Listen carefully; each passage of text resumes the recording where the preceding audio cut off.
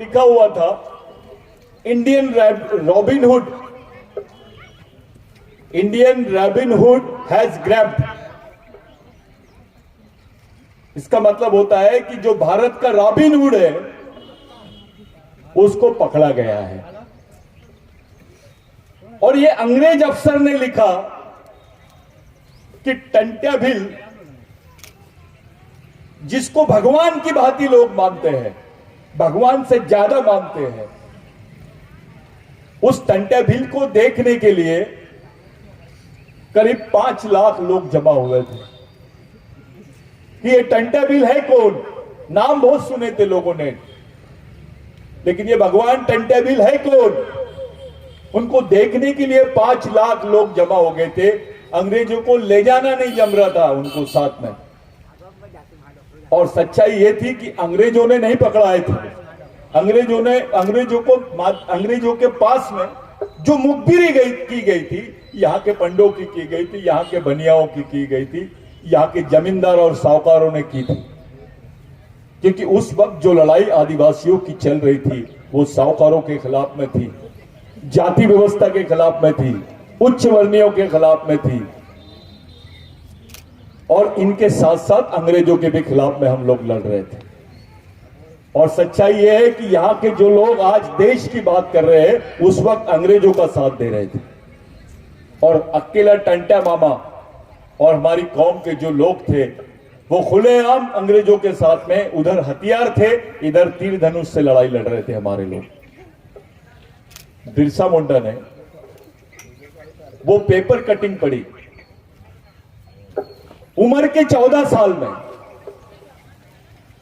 कि ऐसा भगवान जिसको लोगों ने पकड़ा है, लेकिन उसको देखने के लिए, उसके दर्शन करने के लिए 5 लाख लोग आए हैं, ऐसा कोई भगवान भारत में नहीं है। 14 साल की उम्र में बिरसा मुंडा ने तय किया कि जो काम भगवान टंट्या भील ने अधूरा रखा है उसको मैं पूरी जिंदगी भर पूरा करूंगा। ये टंट्या भील का मकसद था, बिरसा मुंडा का मकसद। क्योंकि टंट्या मामा को पकड़ लिया गया था, उसको फांसी देने की तरफ ले जा रहे थे। बिरसा मुंडा के हाथ में कुछ नहीं, उम्र सिर्फ 14 साल। लेकिन टंट्या मामा की जब उसने पेपर में खबर पढ़ा, उस खबर से बिरसा मुंडा के दिलो दिमाग में एक बहुत बड़ी इच्छा जागृत हुई, प्रेरणा मिली कि जो काम अधूरा छोड़ के गया है भगवान ने, वो काम मैं पूरा करूंगा। तो बिरसा मुंडा के पहले भगवान की उपाधि टंट्या मामा को मिली। टंट्या मामा बिरसा मुंडा का तीसरा गुरु है। टंट्या मामा को केवल मध्य प्रदेश में ही नहीं, देश में जानते हैं। टंट्या मामा से बाबूराव शर्मा के जो बहुत बड़े क्रांतिकारी थे चंद्रपुर के, वो जुड़े हुए थे। शायद तुमको मालूम नहीं, हमारी मां बहनों को तब ब्लाउज नहीं पहनने देते थे।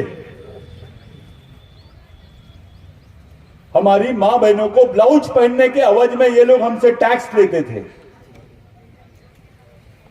ये हमको क्रिमिनल टाइप बोलते थे। कोई भील को मार दिए तो किसी को सजा नहीं होती थी। ये कानून हमारे खिलाफ में था। हम लोगों को गुनहगार बोलते थे, डकैत बोलते थे। ऐसा कानून भारत में किसी समाज के खिलाफ में नहीं बना जो आदिवासियों के खिलाफ में बना। ये इसलिए बना क्योंकि हम खुलेआम अपनी आजादी के लिए लड़ रहे थे, अपने जल जमीन जंगल की आजादी के लिए लड़ रहे थे, उसके अधिकारों के लिए लड़ रहे थे। बिरसा मुंडा का जो आंदोलन था वही आंदोलन टंट्या मामा का था। कुछ लोगों को मालूम ही नहीं कनेक्शन उनका क्या है, बिरसा मुंडा कौन है, टंट्या मामा कौन है। इस देश में इतने दिन 14 साल तक के हथियारबंद लड़ाई, यानी हथियारों से अंग्रेज भी लड़ रहे थे और हथियारों से टंट्या मामा भी उनके खिलाफ में लड़ रहे थे।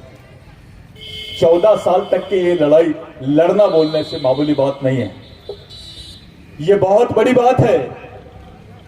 14 साल तक के टंट्या मामा लड़ते रहा और ये खबर पूरे देश नहीं तो विश्व में बहुत सारे देशों को पता चल गई।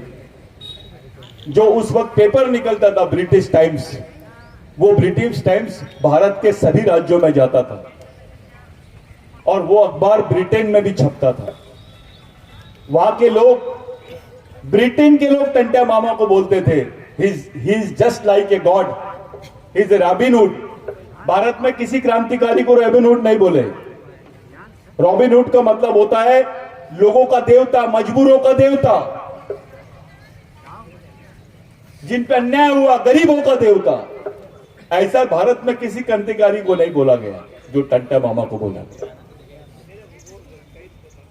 साथियों, ये देश हमारा है। इस देश का पहला मालिक आदिवासी है। इस देश में जहां जहां आदिवासी है वहां पर उनकी जमीनें हैं और हमारा आदमी शुरू से अपने जल जमीन जंगल के लिए लड़ते रहा है।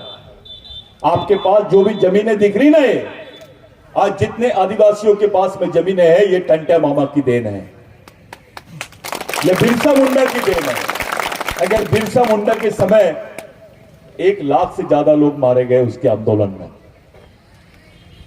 जिसकी गिनती नहीं करी सरकार ने, कितने मरे ये रिकॉर्ड में आदिवासियों के बारे में लिखा नहीं जाता था, क्योंकि हमको इन लोगों ने क्रिमिनल ट्राइब बोल दिए थे, हमको स्वतंत्र सेनानी नहीं बोलते थे, हमको गुनहगार जमात बोलते थे। नौकरियों का तुमको कोई अधिकार नहीं था, पढ़ने का अधिकार नहीं था, किसी शहर में जाके रहने का अधिकार नहीं था। हमारे लोगों को ये लोग शहर से भगाते थे। कोई आदिवासी अगर शहर में दिख गया, कोई भील आदिवासी शहर में दिख गया तो उसको मारने का ऑर्डर था। भील, बारेला, बरा, बिलाला, ये जितने लोग थे ये मरते थे उस वक्त। उनके मारने के बाद में कोई एफआईआर नहीं होती थी। ये हमारी एक कौम थी। ऐसे हमारे खिलाफ में इतना बड़ा षड्यंत्र चलता था इस देश में। ऐसा कानून किसी समाज के खिलाफ में नहीं बना जो आदिवासियों के खिलाफ में बना। वो कानून के खिलाफ में टंट्या मामा ने लड़ा, बिरसा मुंडा ने लड़ा। कोई मामूली बात नहीं थी। टंट्या मामा का नाम लेकर हम लोग उसको अगर अगरबत्ती लगा दिए, हार चढ़ा दिए, टंट्या मामा को समझना पड़ेगा कि टंट्या मामा कौन सी चीज है। हमारे समाज के लिए, आदिवासियों के लिए भगवान से बड़े नाम है ये। भगवान से भी बड़ा व्यक्ति है टंट्या मामा, क्योंकि आज जो तुम्हारे पास नौकरी है, आपके पास जो जमीन है, बदन पे कपड़े हैं, 2 वक्त की रोटी है, ये टंट्या मामा की वजह से, बिरसा मुंडा की वजह से। ये किसी शंकराचार्य ने आके नहीं दिया, किसी महाराज ने आके नहीं दिया, ये हमारे शहीदों ने दिए। क्या गरज थी टंट्या मामा को आपके लिए मरने के लिए? क्या रिश्ता था आपका? अरे टंट्या मामा को तो ये लोग 3 जिले दे रहे थे, 3 जिलों की जमीन दे रहे थे। राजाओं का राजा रहता टंट्या मामा कि भाई आप सरेंडर कर दो, लड़ाई बंद कर दो, आपको 3 जिले मुफ्त देते हैं हम। करीब करीब 1 लाख हेक्टेयर जमीन आपको देते हैं। इनाम अलग चीज थी, लेकिन सेटलमेंट में जब बात किए थे, होलकर जो साम्राज्य था यहां पर, होलकर राज्य था, उनके मार्फत इन्होंने बात की थी। 3 जिले मिल रहे थे टंट्या मामा को, नहीं लिया। मेरा समाज सबसे बड़ी चीज है मेरे लिए। मैं ये जमीन के टुकड़ों को नहीं, मुझे 3 एकड़ जमीन नहीं, मेरे समाज के हर आदमी को 3 एकड़ जमीन मिल जाएगी, उसके जिंदा रहने का सोर्स बन जाएगा, उसके जिंदा रहने का साधन बन जाएगा, तो मेरे को लगेगा कि मैंने अपने समाज के लिए कुछ किया। आज तो सग्गा भाई सग्गे भाई को जमीन नहीं देता है। जोहार दादा। सग्गा भाई तुम्हारा, अगर वो अपनी जमीन में से जमीन देने की बात आई, घर में से घर देने की बात आई, तो पीछे हट जाता है। वो काम टंट्या मामा ने किया है। ये मामूली नाम नहीं है, ये हमारे समाज के लिए भगवान से बड़ा नाम है। उस वक्त हमारे को नौकरियां नहीं मिलती थी। हमारे लोग सरकारी नौकरी में जाना चाहिए करके खुद टंट्या मामा ने बोला कि हमारे आदिवासियों को तुम पुलिस में भर्ती करो, आदिवासियों को पुलिस में भर्ती करो, आदिवासी ही टंट्या मामा को पकड़ सकते हैं। ऐसा अपने ही लोगों को टंट्या मामा ने समझा के अंग्रेजों के पास में भेजा।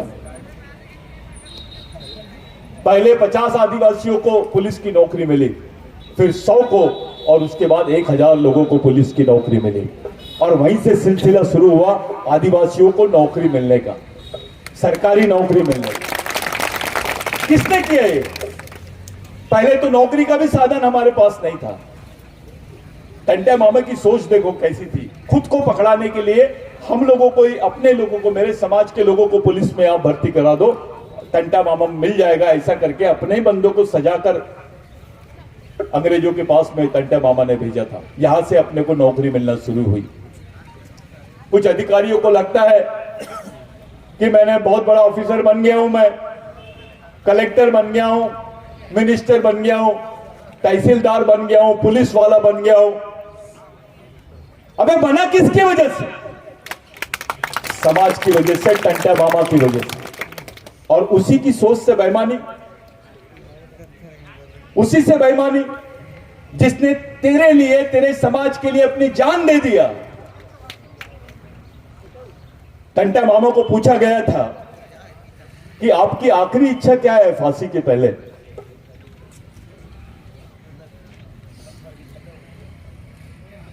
उनको पूछा गया कि तुम्हारी आखिरी इच्छा क्या है?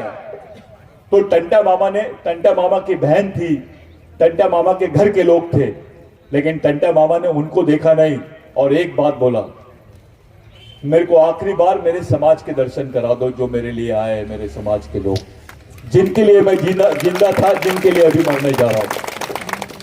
कौन करता है ऐसा? कौन सोचता है ऐसी बात? यहां तो गांडुओं की फौज बन रही है। टंटा मामा की सोच पर काम करने वाले लोगों को समझ नहीं रहा है कि भैया टंटा मामा क्या है। अब जिसने अपने परिवार को देखा नहीं, केवल समाज को देखा, वो आदमी क्या होगा थोड़ा सोचो। उसने बिलाला नहीं बोला, उसने भील नहीं बोला, उसने बारेला नहीं बोला, उसने कोई दरबार नहीं बोला, उसने पूरा समाज बोला, मेरा समाज को देखना चाहता हूं।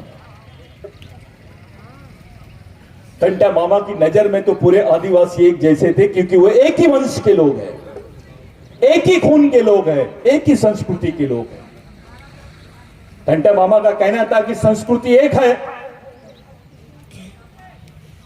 वंश एक है, खून एक है, तो समाज भी एक होना चाहिए।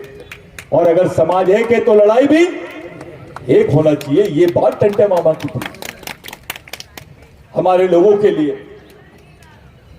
जब हमारी पूरी जमीनें ये लोग अमूते से छीनते थे, आदिवासी पढ़े लिखे नहीं थे, किसी भी कागज पे उनका अंगूठा ले लेते थे, मुट्ठी भर नमक के लिए भी आदिवासियों की जमीन छीनी जाती थी। उस वक्त एक बाल्टी पानी के लिए भी आदिवासियों की जमीन छीन लेते थे। इस लड़ाई को पूरा किया बिरसा मुंडा ने। 1 लाख लोग मारे गए, तब जाके ब्रिटिश गवर्नमेंट यहां पर मजबूर हो गई आदिवासियों के लिए कानून बनाने।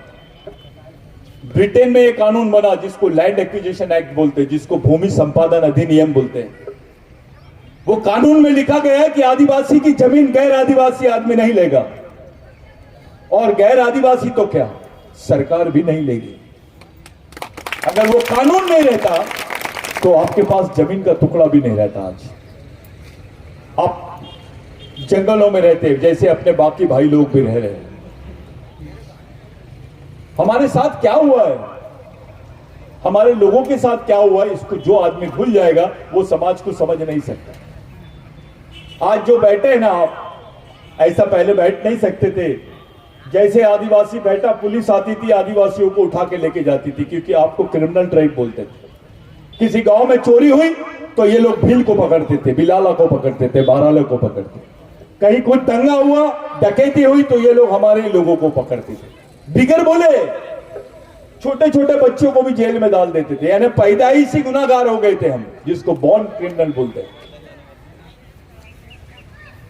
ये हमारे खिलाफ में हुआ है, किसी कौम के खिलाफ में नहीं हुआ है। इस देश में लड़ाई शुरू से आदिवासियों के खिलाफ में लड़ी गई। अब तो सरकार बोल रही है इस देश में आदिवासी रहता ही नहीं, देश में आदिवासी रहता ही नहीं, सरकार बोल रही है। ये लोग इसलिए बोल रहे हैं क्योंकि इनको ये देश अपने नाम पे करना है।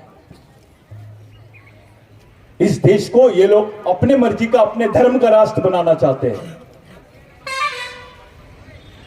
अपने धर्म का राष्ट्र बनाना चाहते हैं, यानी आदिवासी की बिगड़ देश, आदिवासी मुक्त भारत यानी हिंदू भारत। ये बिगड़ आदिवासियों के, आदिवासी अगर रहेगा तब तक के 7/12 में इस देश के आदिवासियों का नाम रहेगा, लेकिन अगर आदिवासी खत्म हो जाएगा तभी ये देश दूसरे के नाम पे हो सकता है। इसलिए ये लोग जानबूझ के बोल रहे हैं कि इस देश में आदिवासी नहीं रहता है। अभी सरकार का कार्यक्रम चल रहा है जनजाति गौरव, जनजाति गौरव। अबे आदिवासी गौरव क्यों नहीं? हमको ये वनवासी बोल रहे हैं, जनजाति बोल रहे हैं, कोई आदिम बोल रहा है, आदिवासी तो बोल। आदिवासी बोलेगा तो उसको मालूम है ये अपना अधिकार ठोक देगा। इस देश का राष्ट्रपति, इस देश का प्रधानमंत्री जब बोलेगा कि मैं इस देश का प्रधानमंत्री हूं, और उसके सामने एक नंगा भूखा आदिवासी खड़े हो जाएगा और बोलेगा मैं इस देश का मालिक हूं, मेरा नाम आदिवासी है, तब समझ में आएगा। क्योंकि जैसे ही आप अपने आप को आदिवासी बोलते हो, आप इस देश के मालिक बन जाते हैं। आपको नागरिक बनाने की कोशिश चल रही है, आपको नागरिक बनाया जा रहा है। आप तो मालिक है, आपको जनजाति बोल के नागरिक बना रहे, आदिवासी नहीं बोल रहे। आदिवासी बोलेंगे तो आप मालिक बन जाओगे देश के।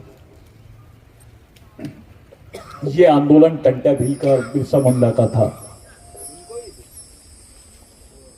लोग बोलते हैं बिरसा मुंडा को फांसी दे दिए, बिरसा मुंडा हमारे जेल में ही मर गए, लेकिन ऐसा कुछ नहीं था। जो उनकी एफआईआर और मेडिकल रिपोर्ट सामने आई थी, उस पे से ऐसा लग रहा था कि उनकी चमड़ी निकाली गई, उनको रात भर तकलीफ दी गई। एक आदमी को चींटी काटती है तो कितना दर्द लगता है, चींटी काटी तो कितना दर्द लगता है, लेकिन बिरसा मुंडा को तो रात भर उसकी चमड़ी निकाल रहे थे और उसको बोल रहे थे कि लिख के दे दे तो इस देश का आदिवासी नहीं है। मर गया बिरसा मुंडा, लेकिन एक ही बात उनके जुबान पे थी, मैं आदिवासी था, आदिवासी हूं और आदिवासी ही रहूंगा।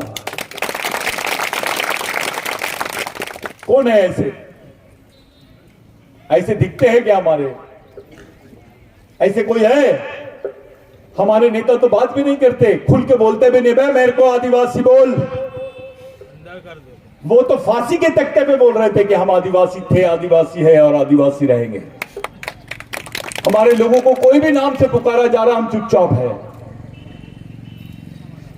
अरे भाई, हमको आदिवासी बोलने से तुमको क्या तकलीफ है? क्यों आप लोग हमको आदिवासी नहीं बोलना चाहते हैं?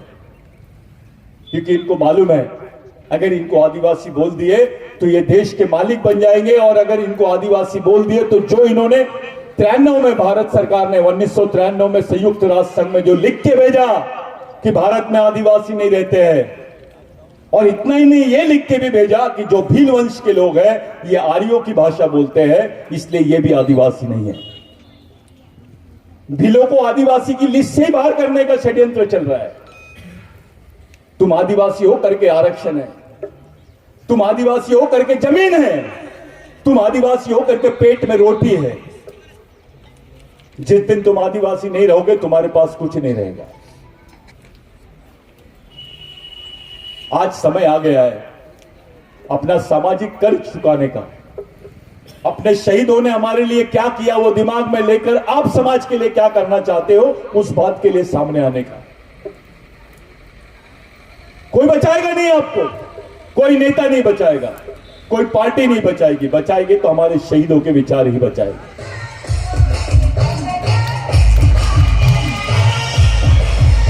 तो आप लोगों से मेरी विनती है कि जो आंदोलन अभी चल रहा है उस आंदोलन को समझने की कोशिश करो, उस आंदोलन की तरफ आराम से सोच समझ के देखिए कि हम चाहते क्या है, अपना आंदोलन किधर जाना चाहिए। आज हमारे सामने हमारी पहचान का सवाल खड़ा हो गया है। हमारी आने वाली पीढ़ी कैसे जिंदा रहेंगी, वो सवाल हमारे सामने खड़ा हो गया है। हमारी जमीनें छीन रहे लोग, हमारी पहचान छीन रहे हैं, हमारी रोटी छीन रहे हैं। इतना बड़ा षड्यंत्र आदिवासियों के साथ में चल रहा है। साथियों, ऐसे समय बाकी सब चीजों पे तो आप सोचते रहो, नाचते रहो, गाते रहो, मैं कुछ नहीं बोलूंगा, लेकिन लड़ाई के बारे में सोचना शुरू करो। अपनी सामाजिक एकता के बारे में सोचना शुरू करो, सामाजिक संगठन के बारे में सोचना शुरू करो।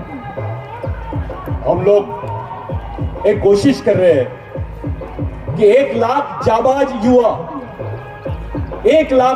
युवा आने वाले 26 जनवरी को, जिस दिन महामानव भगवान महाविद्रोही टंटा भील का जन्मदिन रहता है, 1 लाख आदिवासी युवा पूरी परेड के साथ में वहां पर उनको सलामी देंगे। ये देश का सबसे बड़ा क्रांतिकारी है, जिसको हमको बताना है। गांधी जी को ये लोग राष्ट्रपिता बोलते हैं, ये तो देश का आजा है, देश का बाप है।